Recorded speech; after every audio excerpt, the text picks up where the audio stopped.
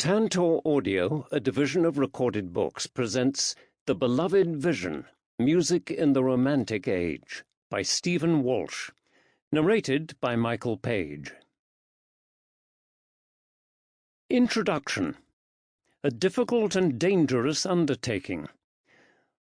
On the wall of the music room of my children's prep school in deepest Herefordshire in the 1990s was one of those timeline charts that simulate the flow of history in the form of a polyphony of overlapping lines. Music history began sparsely with Perrotin, Machaut, Dufay, then broadened out into the Renaissance, Josquin, Palestrina, Victoria, Tallis, Byrd, etc. A well-populated era, it seemed. The 17th and 18th centuries likewise were busy times for music. But as the 18th century faded into the 19th, there was a curious lull. In 1800, it turned out, there were only two composers worth mentioning: Haydn, still clinging on, and otherwise only Beethoven, 30 years old and monarch of all he surveyed. A few years into the new century, things picked up again, but for a few short years it looked as if music history had practically died out, preserved only in the musical Noah's Ark by a single pair of composers. Beethoven's superiority was certainly no myth. It was recognized in his own day by composers, performers, patrons, and musical institutions all over Europe, and even, from quite early on, America. In 1803, the Paris piano manufacturer, Sébastien Erard, sent him a piano as a gift that was also, of course, a promotional exercise. By 1808, Beethoven's reputation outside Austria was so great that Napoleon's brother, Jérôme Bonaparte, the so-called King of Westphalia, invited him to take up the post of Kapellmeister in Kassel at a tempting salary of 600 ducats, some £60,000 in today's money, while in Vienna his standing was such that a trio of aristocratic patrons put up an equivalent annuity to stop him leaving. Above all, Beethoven's fame tended to act as a magnet for sweeping historical classifications, both in his lifetime and in the years that followed.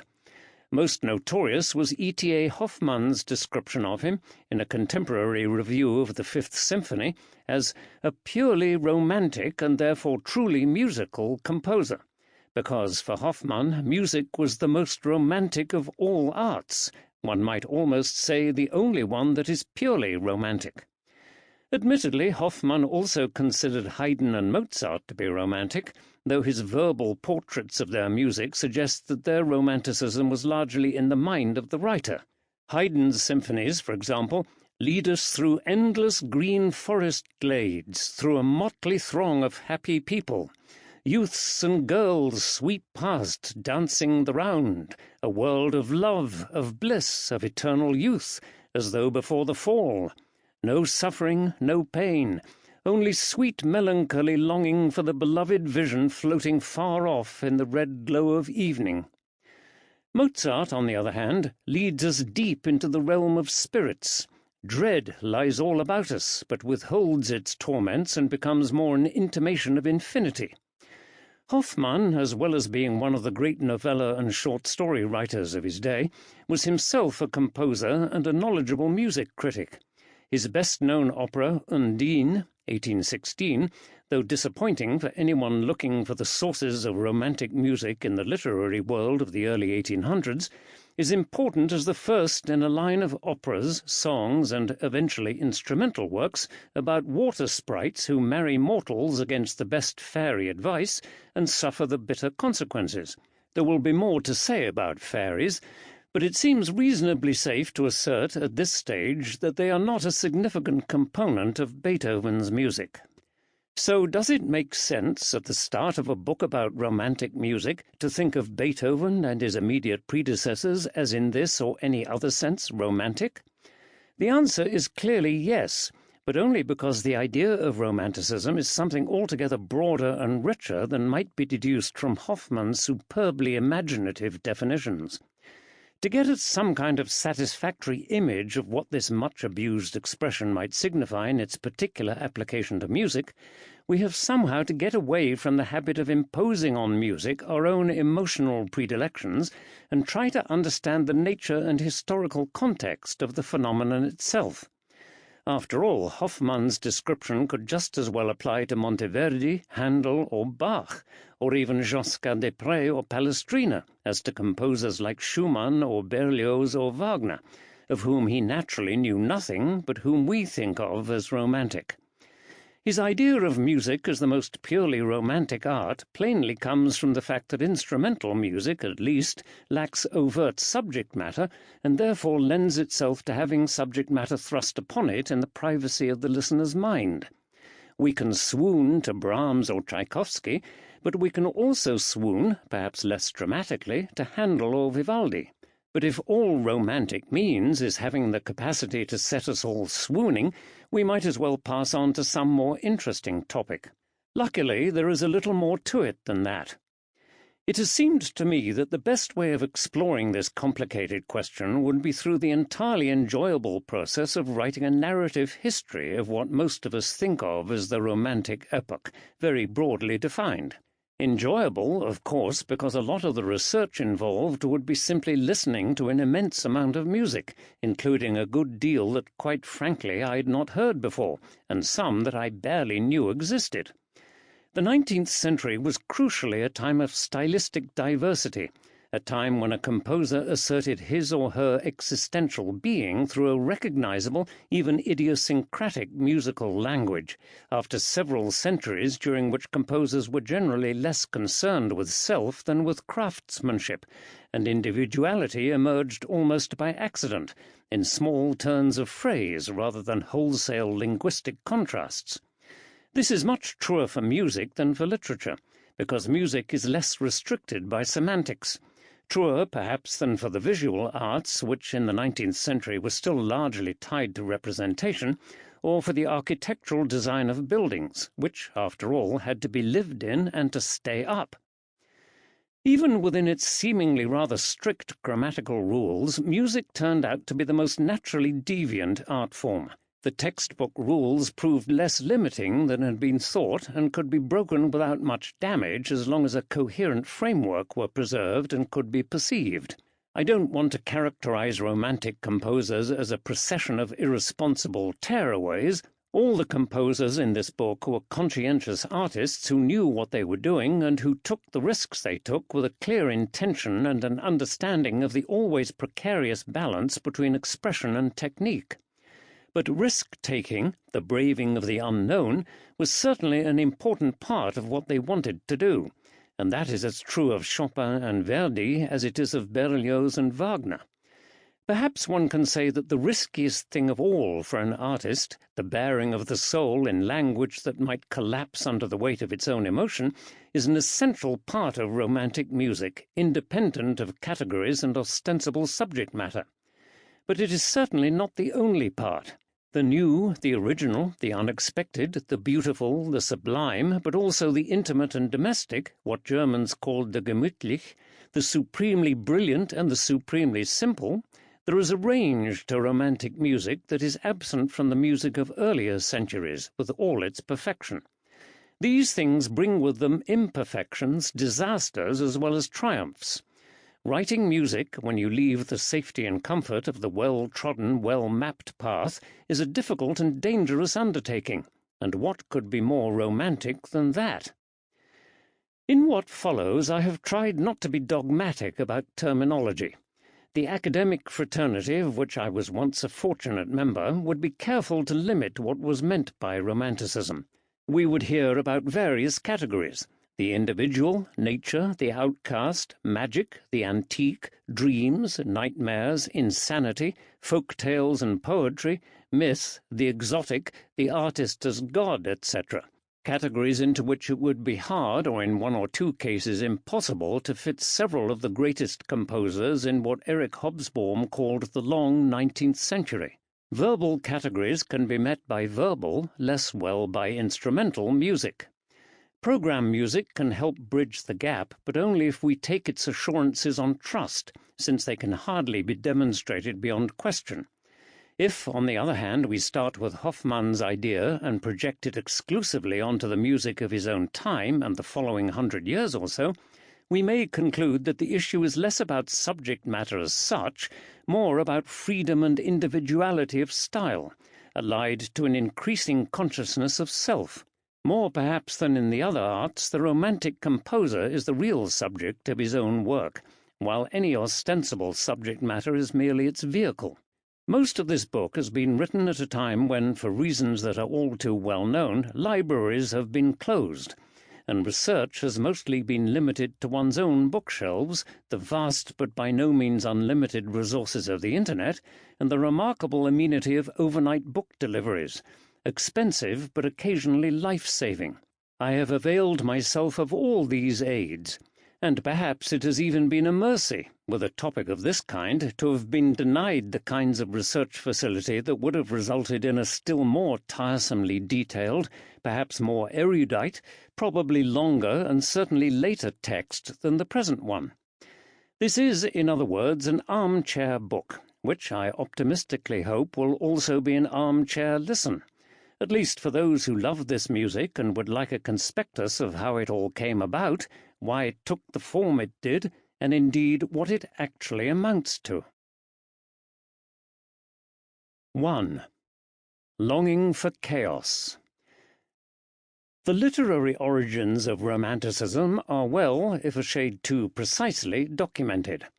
The standard source, cited in every book on the subject, is Goethe's early epistolary novel The Sorrows of Young Werther, 1774, whose hero shoots himself at the end of a long correspondence with a friend about his unhappy love for the daughter of the high steward of a local prince.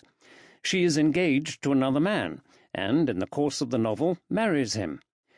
Werther rapidly became a cult novel. It was said that young men of a sensitive disposition would dress like Werther, go around with copies of the book under their arms, and even, in one or two not very well attested cases, carry pistols and shoot themselves. But Goethe's novel was only one of a number of books and plays of the 1770s and 1780s that portrayed the fate of the rejected poetic soul in a rational age. Werther is one kind of outcast, self-indulgent, no doubt, but outcast nonetheless. Goethe's own play of a year earlier, Götz von Berlichingen, is based on the memoirs of a real-life 16th-century soldier-poet, portrayed by Goethe as a mercenary of the soul who stands out against the authoritarian Holy Roman Empire and dies in prison predicting evil times and crying, "Freedom! Freedom!" But Götz and Werther were only the latest manifestations of a growing reaction against the certainties of the Enlightenment, certainties so crisply summed up by Pope in his essay on man. And, spite of pride, in erring reason's spite, one truth is clear: whatever is right. One could even characterize Romanticism, in the most general sense, as a search for ways out of a world in which everything is properly ordered and nothing may be questioned. This point was well made by the poet and critic August Wilhelm Schlegel in a series of lectures in the early 1800s, where he used the term for what seems to be the first time as an aesthetic category opposed to the neoclassicism of the 18th century. Thinking of the Greeks, he observes that ancient poetry and art is rhythmical nomos, a harmonious promulgation of the eternal legislation of a beautifully ordered world mirroring the eternal ideas of things. Romantic poetry, on the other hand, is the expression of a secret longing for the chaos which is perpetually striving for new and marvellous births, which lies hidden in the very womb of orderly creation. This is, admittedly, a somewhat romantic definition of Romanticism. The earlier Romantics were interested not so much in disorder as in different kinds of order that took power away from the social and political status quo and handed it over to the imagination of the artist or the philosopher. One could, for instance, take refuge in a historical time other than one's own. Thomas Percy's Relics of Ancient English Poetry, 1765, was a highly edited, amplified, and partly rewritten compilation of old ballads that Percy rescued from a friend's housemaid who was using the folio sheets to light the fire. More famously, James Macpherson's Ossian prose poems, Fingal, 1762, and Temora, 1763, were presented as genuine translations from the Gaelic of the 3rd century bard Ossian, allegedly taken down by Macpherson from oral sources. They made a huge impact and were widely translated and admired by poets as notable as Wordsworth and Goethe, if not for their poetic virtues, which are sometimes hard to detect behind the sub-Homeric prose, at least for their stirring evocation of ancient times when heroes were heroes and maidens were maidens, and blood flowed across the fields of battles fought for no discernible reason by indistinguishable warriors, as the wind howled through mighty oak woods, and the moon cast its pallid light on the swirling waters of the western sea. The past was preferable to the present, not always because it was more dramatic, but sometimes because it was simpler, purer, more authentic. The world, as the 18th century proceeded on its enlightened way, was an increasingly complex, confused, challenging, and eventually dangerous place. The Industrial Revolution transformed urban life, by no means always for the better, gradually depopulated the countryside and created a new, wealthy middle class ready for adventure, political, technological, and artistic. It also created poverty and misery on a hitherto unknown scale. Yet when Rousseau opened his social contract in 1762 with the explosive "Man was born free, and everywhere he is in chains," he was by no means expressing a proto-Marxist response to the condition of the urban proletariat, which had scarcely emerged at that stage. On the contrary, he was pursuing an argument, partly inspired by the Republic of his native Geneva, about the relations between the individual and society that went back at least to Hobbes and Locke in the previous century, which did not prevent his ideas being taken up and distorted by the French revolutionaries. The past was also the repository of a great many things that the Enlightenment had either rejected or ignored. Neoclassicism was a kind of historical revival, true, but somewhat rigid and impersonal, like the society it represented. Writers, and eventually musicians and painters, were beginning to look for something more differentiated and less like the world they saw around them. Hence Ossian, but hence also the rediscovery of the Middle Ages, not necessarily as the source of Schlegel's romantic chaos, but as a place of mystery and magic, of religious belief and divine intervention. The Middle Ages, broadly defined, were also the origin of a force that was to prove of overwhelming importance to romantic artists, musicians especially, as well as to philosophers and, alas, in due course, politicians, the force of national culture and identity. So far as this was already a political issue in the 18th century, its most lucid advocate was Edmund Burke, who, in his Reflections on the Revolution in France, 1790, saw nationhood as an aspect of the community spirit held together by centuries of tradition, descending in England's case from Magna Carta. But the broader originator of such thinking was the German historian and philosopher Johann Gottfried Herder, who, as early as 1773, read Ossian in German translation and found in it an authenticity, a truthful expression of the wild nature of the ancient northern tribes that he missed in the artificial Horatian style we Germans have fallen into at times. Of all the great forerunners of Romanticism, Herder was the liveliest and in many ways the most likable. He was, it's true, a prime advocate of German national self-determinism. He argued for the German language, German art, German culture. He was, in effect, a proponent of German unification. But this was only one element of his general argument that every nation ought to identify and study its own particular character. Herder took up the concept of das Volk, an untranslatable term that embraces not just the folk in the rustic English sense of the word folksy, but the whole nation in its ethnic soul. To understand the importance of this concept for Germans in the 1770s and onwards, one has to remember that until 1870 there was no such political entity as Germany, only a large agglomeration of highly disparate kingdoms, princedoms, dukedoms, and statelets of one kind or another.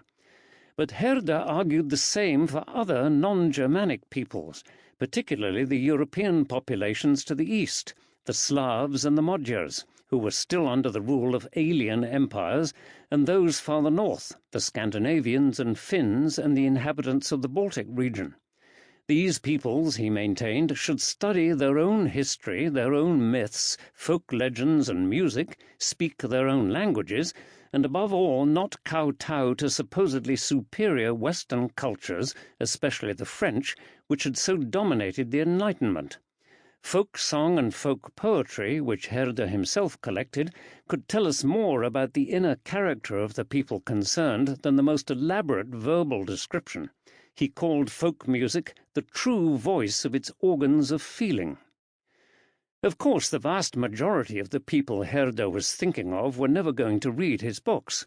Nationalism, when it came, would, like so much else in the art and politics of the time, be a movement of middle-class intellectuals. But Herder was responding, with the sharp antennae of the original thinker, to changes that were in the air.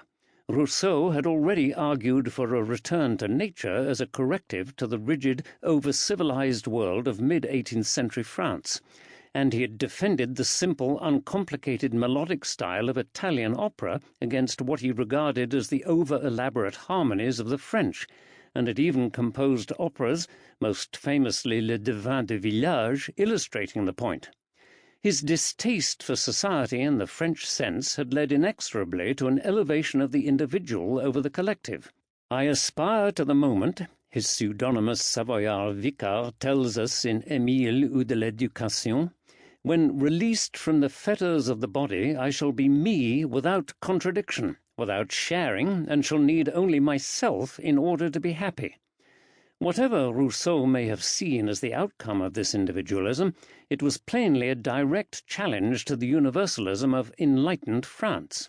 It leads on to the subjectivism of Fichte and the relentless selfhood of early Romantic writers like Byron, Chateaubriand, and Novalis. Werther is often seen as a founding example of the so-called Sturm und Drang movement in 1770s Germany, the movement that first got Romanticism into its stride. But storm and stress, the usual English translation, had a number of manifestations in the literature and philosophy of the 1760s and 1770s. In Werther, it favours excessive emotion and self-absorption, to the point where suicide seems the only conceivable recourse. But in Götz von Berlichingen and Schiller's Die Räuber, 1781, in Jakob Lenz's Der Hofmeister, 1774, and Die Soldaten, 1776, and in the Friedrich Klinger play, by which the movement is known, Sturm und Drang, 1777, a complex and often confused dramaturgy is marked by violence of various kinds, including sexual. The eponymous hero of Der Hofmeister castrates himself, the heroine of Die Soldaten is raped, and the classical unities are thrown to the four winds. All these works, and a number of others, represent a drastic rejection of the ideals of the Enlightenment. The tree of knowledge, Johann Georg Hamann wrote, has robbed us of the tree of life. A more precise encapsulation of the counter-Enlightenment would be hard to find. Where, then, does music fit into this turbulent narrative? For music, the Enlightenment version of classicism emerged late from the Baroque, initially in the form of what was known as the style galant, a light, gracious, agreeable instrumental manner partly derived from the simple melody and bass of Italian operatic arias. Essentially, the galant style was a courtly reaction against the elaborate learned counterpoint of the Baroque, after which what we call the classical style evolved, most notably in the early works of Haydn, as a kind of Germanic intellectualization of the essentially French style galant, rather than in any sense a revival of some notional pre-existing classicism which simply didn't exist. But while Haydn and a handful of followers were working away at their symphonies and string quartets in Vienna, Prague, and the north, opera in Italy and France pursued its untroubled course towards a very different fin de siècle. And meanwhile the supposed classical values of order, formal balance, and cool emotional restraint were being disturbed, discreetly at first, in the extraordinary music of J.S. Bach's most talented son, Carl Philipp Emanuel. The search for beginnings is always slippery, but it seems plausible to locate the first serious tremors of Romanticism in the so-called empfindsamer Stil, literally the sensitive style, which, in music, is associated with C.P.E. Bach. Like Sturm und Drang, Empfindsamkeit is more easily understood as first and foremost a literary tendency. Its master in Germany was the poet Friedrich Klopstock, best known today for his Resurrection Ode, which Mahler set in the finale of his Second Symphony, but famous in his own day for an epic poem, Der Messias, of which the playwright Gotthold Ephraim Lessing wrote that it was so full of feeling that one often feels nothing in it at all. Whether Lessing felt the same about the music of C.P.E. Bach, who was a friend of his in Berlin, where Bach was employed for almost 30 years at the court of Frederick the Great, is not, as far as I know, recorded. But Bach's version of Empfindsamkeit was not quite parallel with Klopstock's in any case. Whereas in Der Messias the hypersensitivity was part of the thought and its expression, in Bach it is a subversive element, an intervention in the smooth passage of a basically conventional musical language. Charles Rosen, a qualified admirer, called Bach's music violent, expressive, brilliant, continuously surprising, and often incoherent. The keyboard sonatas especially are frequently disrupted by unexpected silences, abrupt contrasts of dynamics, remote changes of key, and strange chromatic harmonies. One often feels, playing or listening to this music, that Bach is reacting as he goes along. The unpredictability is not always supported by weight of architecture, as it is in Beethoven. And yet his music is rich in possibilities that would be taken up later. Whereas a typical sonata or suite movement by his father would be based on a single thematic figure with a particular unifying affect or emotion, C.P.E. Bach will often have contrasting themes in contrasting keys, and will develop this material in the middle of the movement before bringing the themes back in a recapitulation. Thus, what came to be known as sonata form begins to emerge from the simple binary forms of Baroque music. With it comes the idea of conflict and dramatic tension so essential to Haydn and Mozart, and eventually the lifeblood of Romantic music. Bach's music suggests a kind of opening out, a directness and variety unlike the concentrated seriousness of the high Baroque. His essay on the true art of playing keyboard instruments, 1753-1762, was both a thorough method, admired by Haydn and Beethoven, and a comprehensive style guide.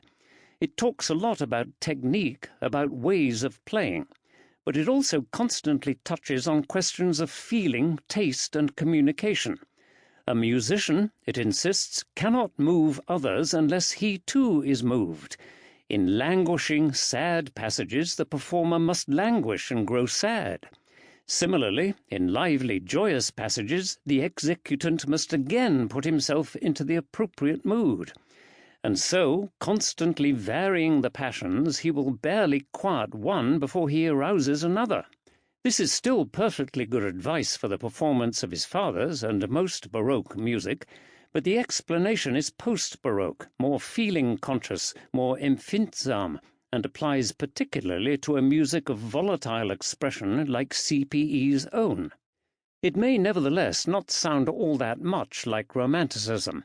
It is too stereotyped and still bears a certain taint of classical rhetoric and the objective truths of the Enlightenment. The music itself, on the other hand, has a more genuine, even arbitrary freedom, and it was this freedom of expression, design, and discourse that in the 1760s and 1770s merged imperceptibly both with Bach and with a younger generation dominated by Joseph Haydn into a kind of musical equivalent of the literary Sturm und Drang. Curiously, the musical storm blew up slightly earlier than the literary one, though the point can be overstated. The demonic finale of Gluck's ballet Don Juan, 1761, often cited as an early example of Sturm und Drang, is, after all, no more than a vivid description of a frightful event, like the rending of the temple veil in the St. Matthew Passion. More to the point are a number of Haydn's symphonies and string quartets from the late 60s and early 70s, many in minor keys, of which there are hardly any previous examples in his work in these genres. Suddenly, we have Symphony No. 39 in G minor, 1766 or 1767, the so-called Lamentation Symphony. Sample complete. Ready to continue?